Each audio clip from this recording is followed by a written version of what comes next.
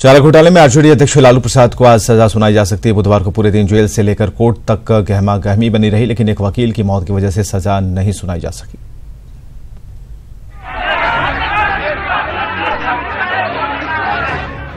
दिसंबर को सीबीआई की special court ने लालू प्रसाद को देवघर चारा घोटाला मामले में दोषी करार दिया। कोर्ट ने फैसले के लिए 3 जनवरी की तारीख मुकर्रर की थी और फिर 3 जनवरी का दिन भी आ गया।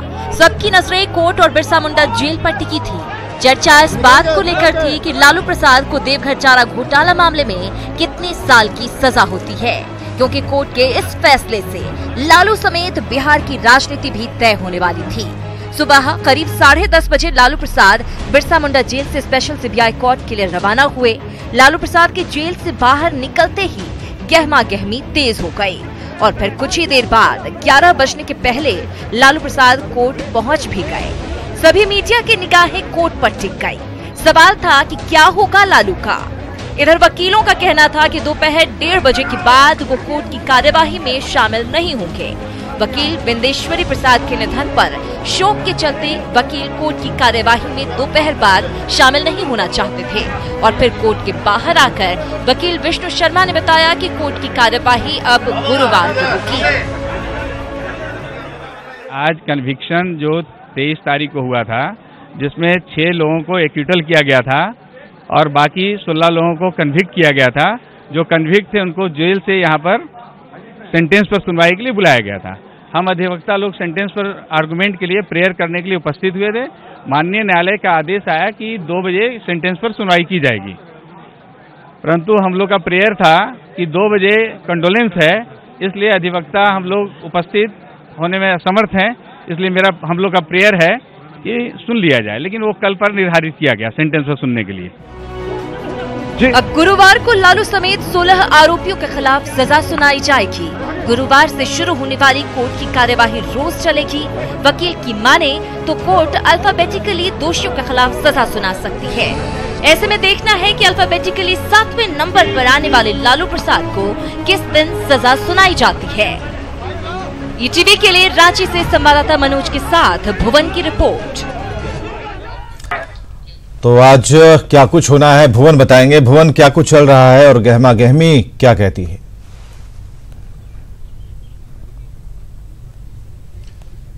देखिए विवेक, जो स्थिति है वो तो सार्वजनिक हो चुका है कि आज एक बार फिर इस मामले में सुनवाई होगी और लालू प्रसाद जेल से करीब 10:30 बजे के करीब में होटवार जेल में जहां पे लालू प्रसाद हैं वो सीबीआई की जो विशेष अदालत है यहाँ पे वो आएंगे और जो 11 बजे से जो सुनवाई का जो कार्रवाई जो होती है वो चीज़ें होगी। कुल मिलाकर के जो 16 अभियुक्त हैं जो कि दोषी ठहराए गए हैं, वो सभी अभियुक्त सीबीआई की विशेष अदालत में आज एक बार फिर सशरीर हाजिर होंगे और सुनवाई शुरू होगी 11 बजे के करीब में। सजा के बिंदु पर बारी बारी से सुनवाई होगी। उसके बाद कोर्ट निर्णय लेगा कि आज फैसला सुनाई जाए या आगे की तारीखें टलती हैं। लेकिन सबसे अहम बात इसमें विवेक ये देखेंगे कि जो जिस तरह से कल सीबीआई की जो विशेष अदालत ने सख्त रुख अपनाया है और जो 2 पूर्व अधिकारियों पर भी कार्रवाई करने की बात कही है, खास करके हम आपको इशारा करना चाहेंगे सुखदेव सिंह के ऊपर में, उसके अलावे डीपी ओझा के ऊपर में, तो ये दोनों अधिकारियों पर कार्रवाई होगी और 23 जनवरी को इन्हें उपस्थित होना होगा। यानी कि इसके अलावे जो अभियुक्त अभी हैं 16 दोषी करार दिए गए हैं, वो डिस्पोज होने के बाद यानी कि सजा के बिंदु पर फैसला होने के बाद ये जो आरसी 64A96 है, ये अभी इसकी सुनवाई चलती रहेगी। यानी कि 23 जनवरी को भी एक बार पूरा इस मामले में सुनवाई होगी और उसमें सशरीर हाजिर होने के लिए भी कहा गया है। जो 4 लोगों को, जो 4 राजनेताओं को नोटिस कल जारी की गई है, तो वो भी काफी अहम रहेगा 23 जनवरी को, क्योंकि इन चारों नेताओं को अपना पक्ष रखना है। कोर्ट का क्या रुख रहता है वो देखना होगा, लेकिन आज का दिन काफी अहम माना जा सकता है विवेक, क्योंकि जो कल कोर्ट ने जिस तरह से ये कहा कि आज पूरी तरह से इसमें सुनवाई होगी और सजा के बिंदु पर जब सुनवाई क्या आज भी वक्त वही है, ही फैसला आज भी वक्त वही है, कोई होटवार जेल से लालू प्रसाद के निकलकर सीबीआई अदालत में जाने का वक्त वही है?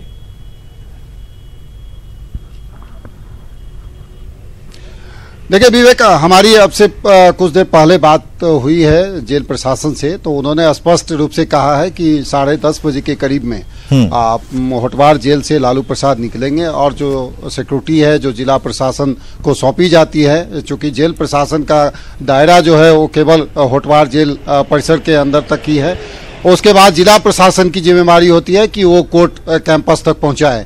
तो जिला प्रशासन के अधिकारी जो हैं वो बाकायदा सिविल कोर्ट तक पहुंचाएंगे लालू प्रसाद एवं अन्य। कल रूट क्या रखा गया था? क्या लालपुर होकर कोर्ट तक पहुंचाया गया था या फिर किसी दूसरे रूट से पहुंचाया गया था?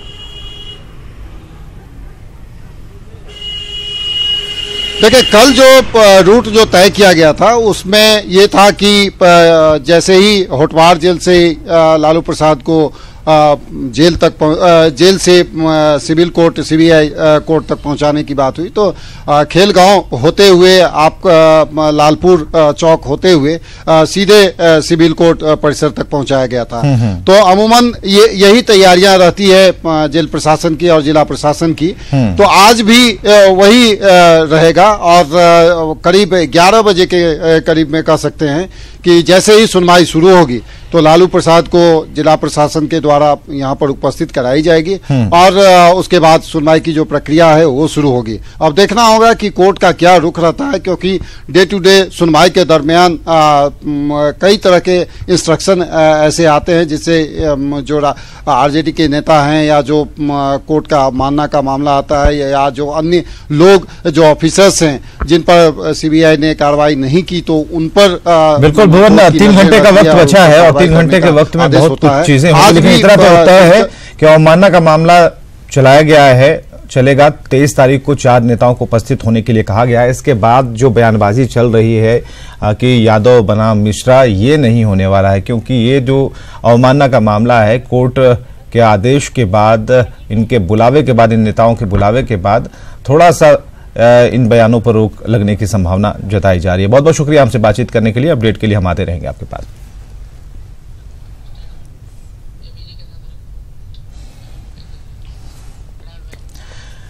तो मुश्किलें केवल लालू प्रसाद के लिए नहीं है, उनके करीबी नेताओं पर भी कानूनी शिकंजा कसा जा चुका है। कोर्ट के अवमानना के मामले में रांची स्पेशल सीबीआई कोर्ट ने 4 नेताओं को नोटिस जारी किया है।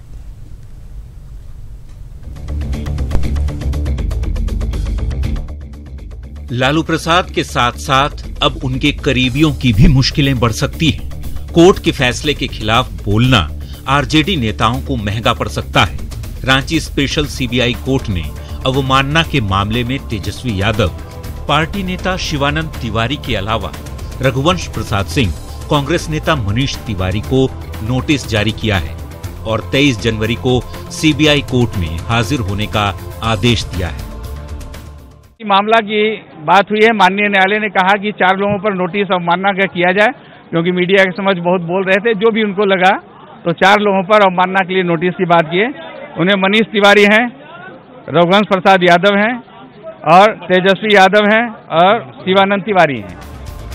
कानून के जानकार भी मानते हैं कि कंटेम्प्ट ऑफ कोर्ट की नोटिस मिलने पर संबंधित नेताओं को कोर्ट को मुकम्मल जवाब देना होगा और सीबीआई की विशेष अदालत को अपने तर्क से संतुष्ट करना होगा, वरना हाईकोर्ट तक मामला जा सकता है। न्यायिक प्रक्रिया में तो नोटिस गया है तो जवाब देना पड़ेगा, जवाब देके एक्सप्लेन करना पड़ेगा, कोर्ट को सेटिस्फाई करना पड़ेगा कि हमने कोई जानबूझ के विलफुली कोर्ट के अथॉरिटी को नहीं अंडरमाइन किया है। वहीं नोटिस मिलने पर आरजेडी नेता रघुवंश प्रसाद सिंह ने सफाई दी है।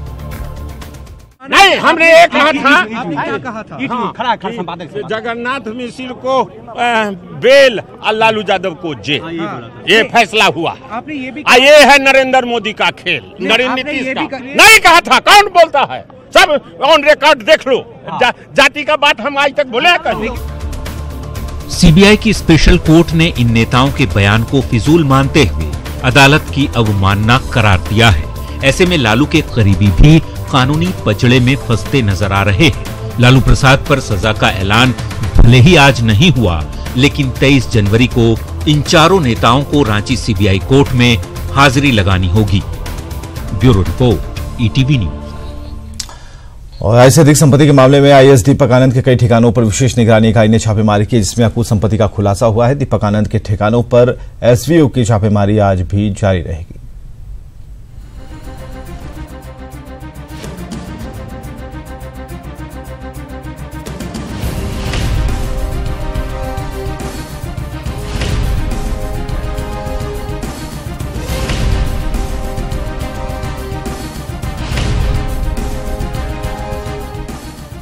बालू माफिया से सांठगांठ के आरोप में छपरा के डीएम पद से हटाए गए दीपक आनंद पद स्थापना के इंतजार में पटना के सर्किट हाउस में एक कमरे में ठहरे हुए थे। विशेष निगरानी इकाई की टीम ने वहां छापेमारी की। बात यहीं खत्म नहीं होती। पटना के अलावा एसवीयू ने दीपक आनंद के सीतामढ़ी स्थित घर, झारखंड के गोड्डा के महगामा स्थित ससुराल में भी छापेमारी की। साथ ही कटिहार में रहकर मेडिकल की पढ़ाई कर रही उनकी पत्नी के कमरे पर भी छापेमारी की गई और हॉस्टल के कमरे को सील कर दिया गया। अब तक मिली जानकारी के मुताबिक आईएएस दीपक आनंद के पास 2 करोड़ 30 लाख की संपत्ति का खुलासा हुआ है। सीतामढ़ी स्थित घर से भारी मात्रा में जेवरात, कई बैंकों के एटीएम, फिक्स डिपॉजिट के कागजात बरामद किए गए।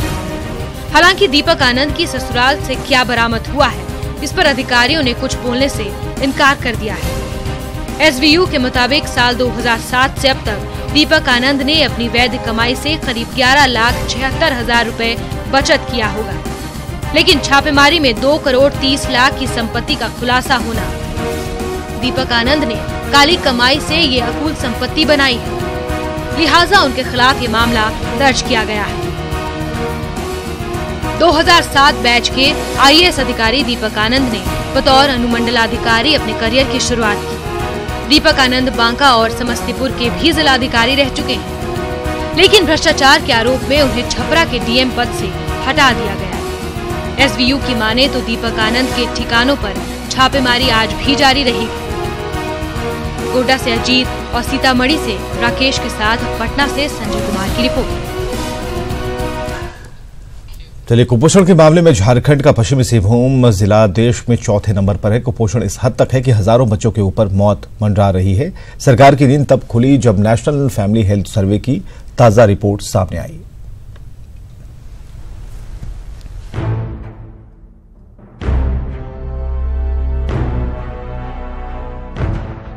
कोल्हान, सारंडा और पोड़ाहाट, पश्चिमी सिंहभूम के ये 3 इलाके कुपोषण के मामले में देश में 4थे नंबर पर हैं। ये वो जंगली इलाके हैं जहां लाखों की तादाद में आदिवासियों की आबादी बसती है। इन इलाकों का जिक्र इसलिए भी क्योंकि यहाँ करीब 26,000 बच्चे मौत की कगार पर हैं। जी हाँ, कानों पर यकीन करना मुश्किल है, लेकिन 5 साल के बाद आई नेशनल फैमिली हेल्थ सर्वे की रिपोर्ट में यही आंकड़े बताए गए हैं। इन बच्चों की जिंदगी पर कुपोषण हावी हो रहा है।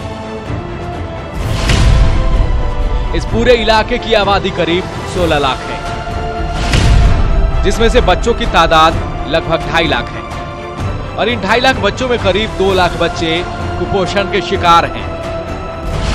यहाँ 2330 आंगनबाड़ी केंद्रों में जाने वाले बच्चों की तादाद लगभग 1,82,000 बताई गई है। रिपोर्ट में कुपोषण को बच्चों की सेहत के लिए भयंकर बताया गया है। कुपोषित बच्चों को 4 कैटेगरी में बांटा गया है।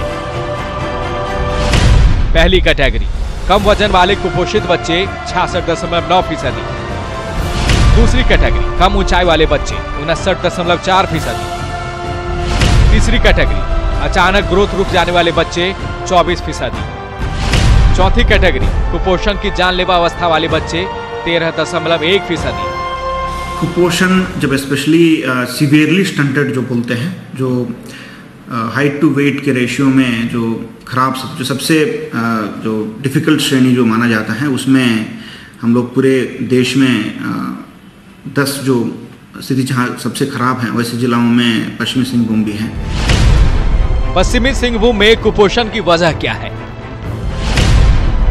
गरीबी, अशिक्षा, अजागरूकता, खान पान, रूढ़िवादी परंपरा, बाल विवाह, बहु विवाह, पत्नी त्यागना। कोल्हान, सारंडा और पोड़ाहाट इलाके में रहने वाले आदिवासी बच्चे इन सभी कारणों से कुपोषण के शिकार हो रहे हैं। यहाँ मार भात ही रोजमर्रा का भोजन है। हरी सब्जियां कभी मिल जाए तो बड़ी बात है। कुपोषण का दूसरा सबसे बड़ा कारण हड़िया है, जिसे गर्भवती महिलाएं भी पीती हैं और उनके गर्भ में पल रहे बच्चों पर गंभीर कुप्रभाव पड़ता है। कई पत्नियों को रखने की वजह से बड़ा परिवार और पत्नी को त्यागने पर बच्चों की परवरिश के लिए कुछ नहीं दिया जाना भी कुपोषण के लिए अहम कारण है। कि हमारे इस इलाके में बालक बालिकाओं की जो है काफ़ी कम उम्र में विवाह हो जाते हैं और इनमें जो कम उम्र में विवाह के कारण इनमें जो कमजोरी रहती है या एनीमिया जो रहता है, इनसे जो कम उम्र में विवाह जो दंपति हैं, इनसे जो उत्पन्न जो बच्चे हैं वे अक्सर कुपोषण का शिकार हो जाते हैं। दूध नहीं पीते। बच्चे को पिलाते, उसका माँ का दूध। गाय का दूध नहीं मिलता है गाँव में। गाँव में नहीं मिलता है। अच्छा, फल फूल वगैरह भी नहीं मिलता है, खाना भी नहीं सकेगा। शिक्षा की वजह से ये लोग मने सही से क्या खिलाना है, किस एज में मने ऊपरी आहार शुरू करना है, ये सब ये लोग सही से शुरू नहीं करते हैं। बच्चा में डिफरेंस नहीं करते हैं, मने क्या 1 साल में ही मने 1 साल के बाद ही फिर दूसरा कंसीव कर जाती है। तो इससे बच्चों का दूरी भी कम हो जाता है, साफ सफाई का कमी है, इनकम कम है इनका। कुपोषण की रिपोर्ट पर केंद्र सरकार गंभीर। केंद्र सरकार ने सभी जिले के डीसी को कड़ा निर्देश दिया है। 2022 तक पश्चिमी सिंहभूम को कुपोषण मुक्त बनाने का लक्ष्य रखा गया है। कुपोषण दूर करने के लिए पायलट प्रोजेक्ट शुरू किया गया है। 4 विभाग एक साथ मिलकर पायलट प्रोजेक्ट को पूरा कर रहे हैं। कुपोषण का इलाज करेगा स्वास्थ्य विभाग। गांव-गांव में साफ सफाई के साथ साथ शुद्ध पेयजल आपूर्ति कराएगा पीएचईडी विभाग। सामाजिक कुरीतियों के खिलाफ जागरूकता फैलाएगा शिक्षा विभाग। आंगनबाड़ी केंद्रों में कुपोषित बच्चों का विशेष ख्याल रखेगा समाज कल्याण विभाग। ये एक पायलट प्रोजेक्ट ही है जिसमें 112 सेंटर पे सेकंड एएनसी के बाद उन महिलाओं को चिन्हित किया गया जिनका सेकंड एएनसी हुआ है। उसमें हम लोग उनको चाहे जच्चा बच्चा दोनों स्वस्थ हो, उसके लिए केंद्र सरकार की स्कीम है जिसमें कि उनको 500 रुपया प्रति महीना 6 मंथ तक सेकेंड एएनसी के बाद उनको उनके खाते में दिया जाएगा। तो यहाँ पे हम लोगों ने 782 महिलाओं को इस से आच्छादित किया है। जल जंगल की लड़ाई में आखिर कौन लड़ेगा, इसके लिए सबसे पहले हमें आदिवासी नौनिहालों के कुपोषण से बचाना होगा, उनकी जिंदगी को सुरक्षित करना होगा, तभी जल जंगल और जमीन सुरक्षित रह सकता है। Upendra Kumar Gupta, ETV news, Chaibasa. और चलिए, बड़ी खबर और बड़ी इन्फॉर्मेशन है कि कोर्ट में आज लालू को हाजिर होना है। सशरीर कोर्ट में लालू प्रसाद पेश होंगे और जेल से तकरीबन 10:30 बजे सीबीआई स्पेशल कोर्ट में जाने का कार्यक्रम है और सजा के बिंदु पर आज ही सुनवाई होनी है।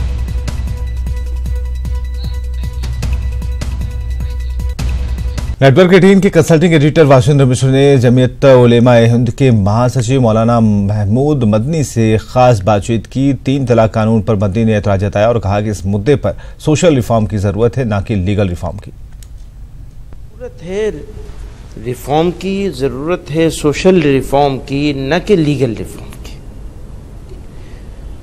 खुद मुस्लिम कम्युनिटी को, उनके एल्डर्स को, उनके सिंसियर लोगों को, उनकी ऑर्गेनाइजेशंस को, उनके इंस्टीट्यूशंस को आगे बढ़ के इस खराब चीज़ के बारे में बताने की ज़रूरत है कि ये हराम है। हमारी थपथपाने के अपनी थपथपाते हैं कि भारत का मुसलमान जो है वो कभी गलत काम नहीं कर सकता, टेररिज्म में नहीं जा सकता, एक्सट्रीमिज्म में नहीं जा सकता। तो एक तरफ ये बात करते हैं, दूसरी तरफ ये बात करते हैं कि भारत के मुसलमान महिलाएं जो हैं वो एक ख़ास प्रॉब्लम में पड़ी हुई हैं, वरना दुनिया भर के मुसलमान मुल्कों ने तो ऐसा कहा है, भाई दुनिया के भर के मुसलमान मुल्कों ने वैसा भी तो बहुत सारा कुछ गलत सलत काम किया है, तो आप उनका एग्जाम्पल इस चीज में दे रहे हो और उस चीज में देते नहीं हो। तो ये डबल स्टैंडर्ड है, बात करने का बिल्कुल डबल स्टैंडर्ड है। और ये जितनी एफर्ट है ये सोशल रिफॉर्म के लिए नहीं है, ये अपने पॉलिटिकल रिफॉर्म के लिए है, पॉलिटिकल बेनिफिट के लिए है। ये मेरा बहुत एतराज है इसी वजह से, वरना तो मैं हमेशा इनके साथ हो जाऊं। आज से पूरे देश में स्वच्छता को लेकर महासर्वे शुरू होने जा रहा है। देश भर के तकरीबन 4041 नगर निकायों में सबसे ज्यादा स्वच्छ कौन सा शहर है, इसे लेकर शहरों को कड़े इम्तिहान से गुजरना होगा। और ऐसे में झारखंड के कई शहरों ने भी पूरी तैयारी का दावा किया है। शौचालय की बात करें, साफ सफाई की बात करें और स्वच्छता ऐप की बात करें, शौचालय निर्माण की बात करें, भवन निर्माण, कई ऐसे पॉइंट्स हैं। रांची नगर निगम इसके लिए तत्पर है। कई जगह हमने भी गए हैं, कई जगह सुबह में भी हम लोग निरीक्षण कर रहे हैं। कोई गली छूटे नहीं, कोई एरिया छूटे नहीं, कोई पार्क छूटे नहीं, कोई रोड छूटे नहीं। ये हम लोग का प्रयास है कि ये ठीक हो और हम